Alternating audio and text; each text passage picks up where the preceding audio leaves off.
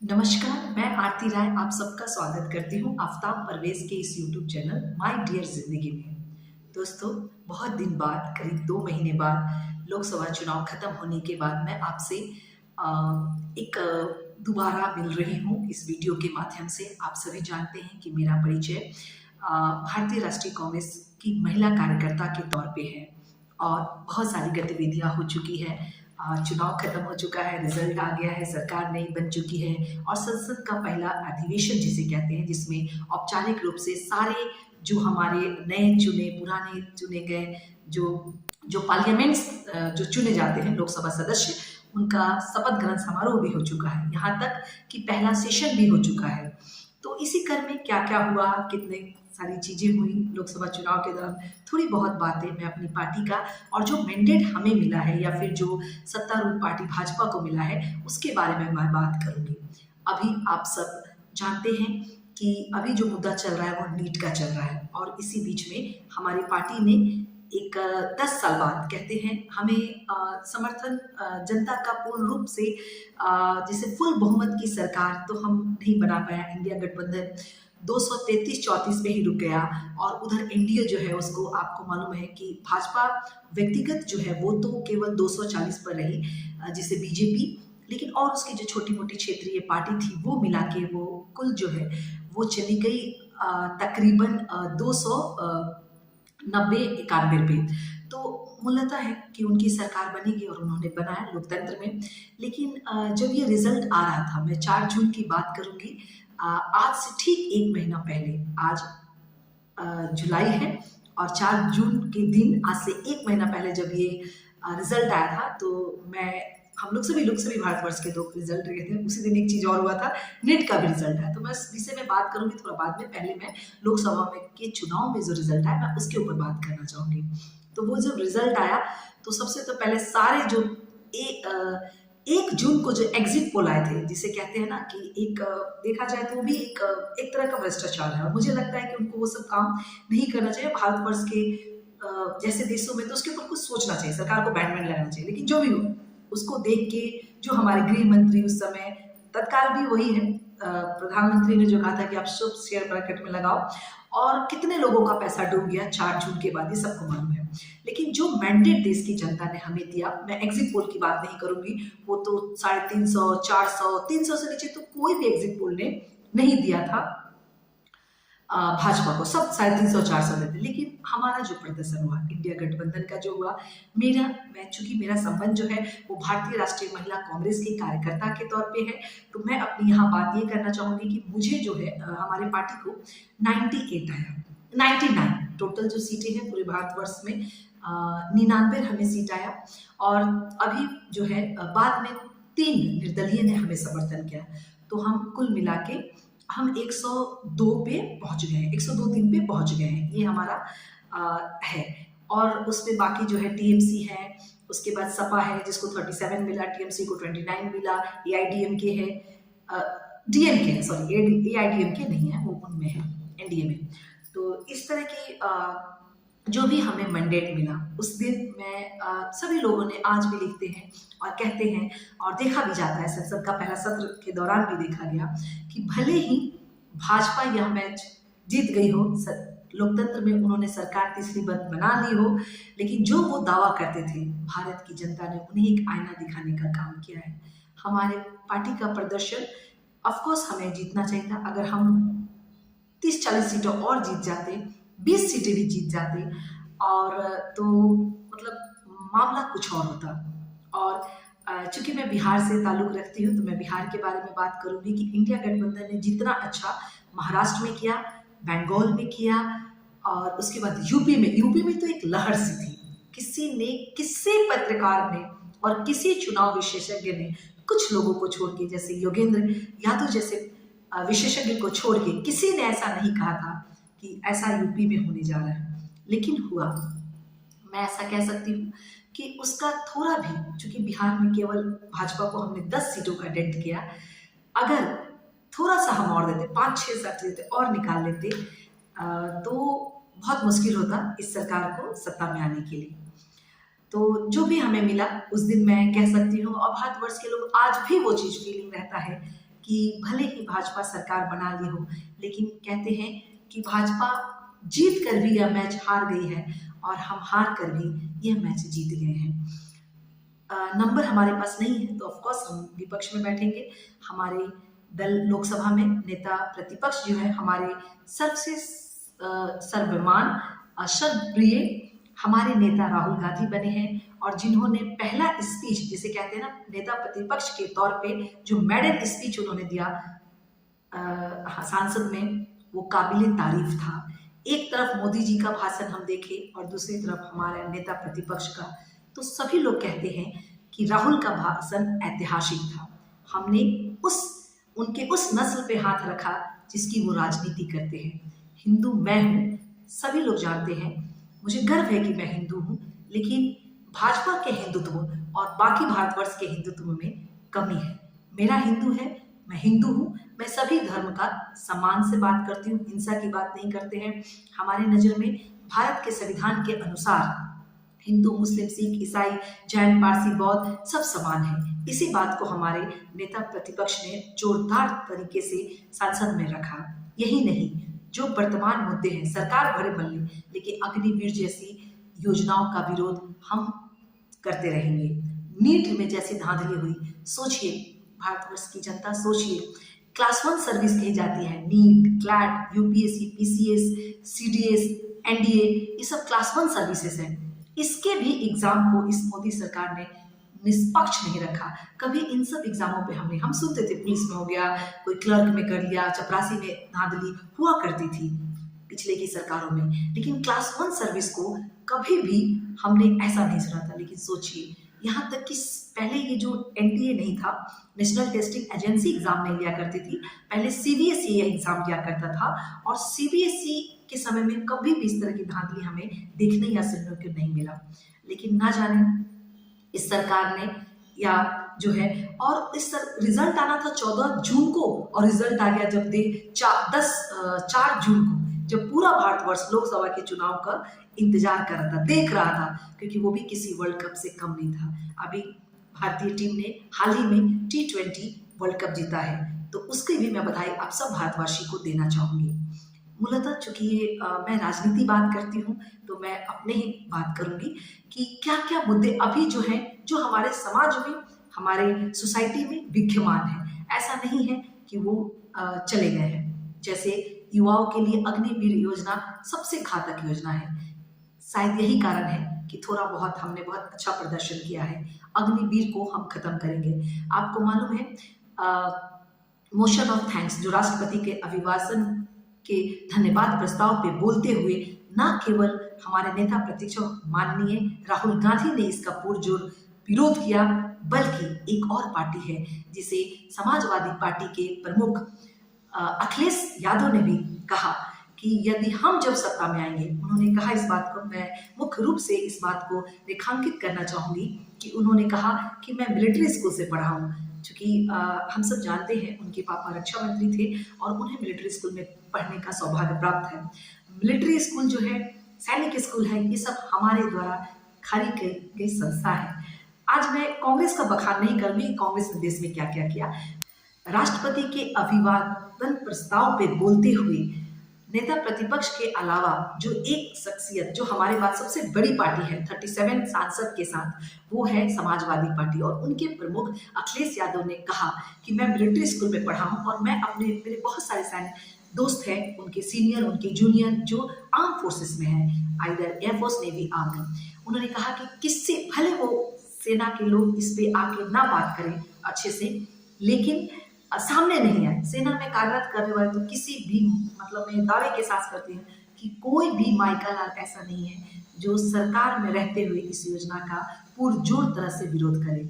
इसका एग्जाम्पल हम अपने सेना प्रमुख मनोज मनोहर की किताब, जो अब शायद अब आएगी रिलीज, उस पर रोक लगाई भारत सरकार ने, जिसमें उन्होंने रिटायरमेंट होने के बाद ये बात कही कि अग्निवीर जैसी योजना भारतीय सेना को खोखला कर रही है।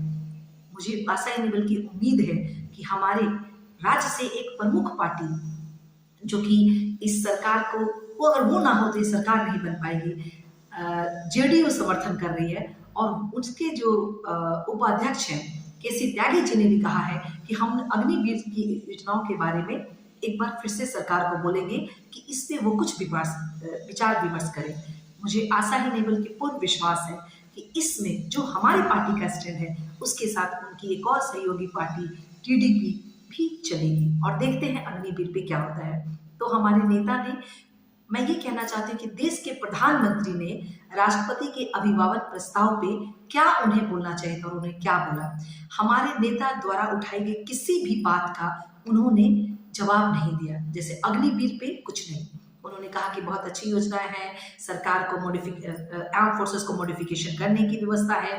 मैं कहती हूँ कि अगर मोदी जी इतना ही अच्छा अग्निवीर को मानते हैं, दिल से मानते हैं, तो देश के 50, ज़्यादा नहीं, कम से कम 50 नौजवानों से पूछ ले, उनको बुला के, जो सेना में जाना चाहते हैं, क्या यह व्यवस्था उनके लिए सही है कि नहीं। दो तरह, हमारे नेता हमेशा कहते हैं कि दो तरह का शहीद हमें नहीं बनाना है। एक शहीद वो जिन्हें सरकार की तरफ से पुण्य हर चीज मिलता है, जिन्हें बीमा जो है उनका 75 है, इनका 48 है, अनुग्रह जो राशि होती है उनका नील है, उनका 20 है। परिवारजनों के लिए भी डिफेंस 15 साल की सेवा के बाद डिफेंस की जो कैंटीन फैसिलिटीज, जो मेडिकल फैसिलिटीज उनके परिवारजनों को मिलता है। एक जो रेगुलर सैनिक होते हैं जो कि 15 से 17 साल की सर्विसेज जो आर्म फोर्सेस में करते हैं, एयरफोर्स में सर्विस 20 साल के करते हैं, लेकिन इनको ऐसा नहीं है, किसी भी तरह का नहीं है। हॉस्टल और सैनिक के बच्चों के लिए भी जो सुविधाएं उनको मिलती है मंथली, वो भी उनको नहीं है। किसी भी तरह से बहुत सारी चीजें हैं जो उनको नहीं मिला है। यही नहीं, उन्होंने एक और नेता प्रतिपक्ष द्वारा उठाए गए इस बात का खंडन किया हमारे देश के रक्षा मंत्री ने, और उस दिन क्या नजारा था। अगर आपने किसी ने भी सांसद के उस दिन के कवर को देखा होगा तो ना केवल रक्षा मंत्री, गृह मंत्री, प्रधानमंत्री, कृषि मंत्री, सभी मंत्रियों ने नेता प्रतिपक्ष की बात के बीच में उठकर लोकसभा से संरक्षण मांगा। और माशाअल्लाह, लोकसभा स्पीकर का क्या कहना, उनकी तो बात ही अलग है। दोस्तों, मैं ये कहना चाहती हूँ कि अग्निवीर नौजवान, किसान, मजदूर, महिलाओं, जो भी हमारे जो मुद्दे हैं, और मणिपुर को खास करके हमारे नेता ने जो उठाया, उस पर प्रधानमंत्री की तरफ से कोई वक्तव्य नहीं आया। क्या आया? बस वही, कांग्रेस ने 70 साल में क्या किया, नहीं किया, ऐसा किया, वैसा, मतलब कैसा फोबिया हो गया उनको कांग्रेस का। उन्होंने कहा कि कांग्रेस राष्ट्र को कमजोर कहना चाहती है। देशवासियों, मैं आपको बताना चाहती हूँ कि औपनिवेशिक आजादी से लड़ने के बाद ऑफकोर्स 60-62 के दौरान हमारी सेना कमजोर थी। हम पाकिस्तान से लड़ाई हम हारे थे, लेकिन क्या यह सत्य नहीं है कि भारतीय राष्ट्रीय कांग्रेस के नेतृत्व में 65 की लड़ाई लड़ी गई, 71 की लड़ाई ऐतिहासिक लड़ाई है जिसमें हमने पाकिस्तान के 2 फाड़ कर दिए। किसी भी राष्ट्र के अध्यक्ष के रूप में ये कितनी बड़ी उपलब्धि है कि उस 95,000 सैनिकों ने हाथ खड़ा कर दिया हमारे जनरल के खिलाफ। ये एक ऐसी लड़ाई थी जो आज भी विश्व में याद किया जाता है। वो मिसेस गांधी के नेतृत्व में लड़ी गई लड़ाई थी, मानिक शाह के नेतृत्व में लड़ी गई वो लड़ाई थी, और उसके बारे में हमें कहा जाता है कि हम राष्ट्र को कमजोर करना चाहिए। जिसने देश के लिए 3-3 लड़ाई लड़ी उसको कहा जाता है। तो मैं ये जो है, देश की जनता डिसाइड करेगी कि क्या रियली में कांग्रेस ऐसी है, हमारी ही पार्टी में, कि कांग्रेस ऐसी इतने सारे आरोप आज भी, मतलब जिस तरह से नेहरू को बदनाम करने की एक फैक्ट्री चलती है। हालांकि हमने उसका बहुत जोरदार तरह से खंडन किया है अपने आईटी सेल के माध्यम से। और नेहरू तो इस देश में सदियों में, और गांधी, नेहरू, अंबेडकर, मौलाना अब्दुल आजाद, ये सब जैसे महापुरुष बहुत कम ही आते हैं जिन्होंने हमारे संविधान की रक्षा की। वो कहते हैं ना हमारे गांधी कि वो हम ही थे जिन्होंने संविधान को दिखाया और भारत के प्रधानमंत्री को अपने सर से लगाने के लिए मजबूर कर दिया सांसद को। अब भले उनकी सरकार बन गई हो, लेकिन वो थोड़ा, अगर मैं टफ बोलूं तो वो लंगा नाच नहीं कर सकते हैं। किसी भी कानून को लाने के लिए हर सीबीआई, सीबीसी, चुनाव आयोग, राष्ट्रपति, सबके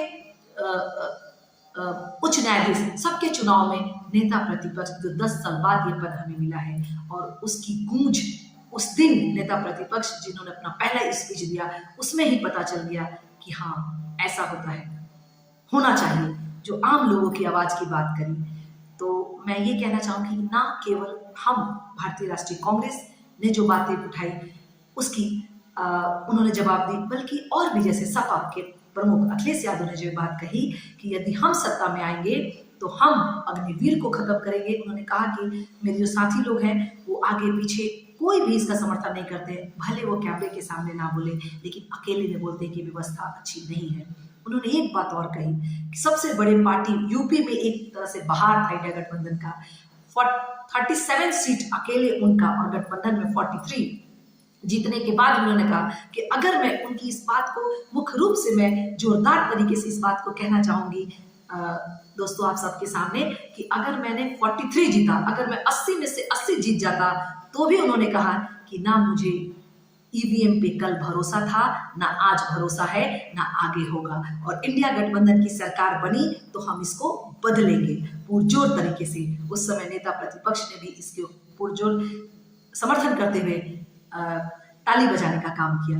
तो मैं ऐसा कहती हूँ कि आने वाला भविष्य 2-3 सालों में भारतवर्ष का कैसा होगा, लेकिन मैं आप सबको ये आश्वासन करना चाहूँगी और कहती हूँ कि मैं इसका एक मतलब जोश और मान के चले कैसा होगा, आने वाला जो भविष्य होगा वो भारत के लिए बहुत अच्छा होगा। क्यों कि आज नहीं तो कल हम आज 233 पे रुके हैं, नेक्स्ट कभी भी चुनाव हो तो शायद हम 272 के आंकड़े को इंडिया गठबंधन पार कर जाएगा, और जब हमारी सरकार बनेगी तो मैं डंके की चोट पे कह सकती हूँ कि इस देश में क्रांतिकारी और ऐतिहासिक काम होगा, और 2 क्रांतिकारी और ऐतिहासिक काम होगा।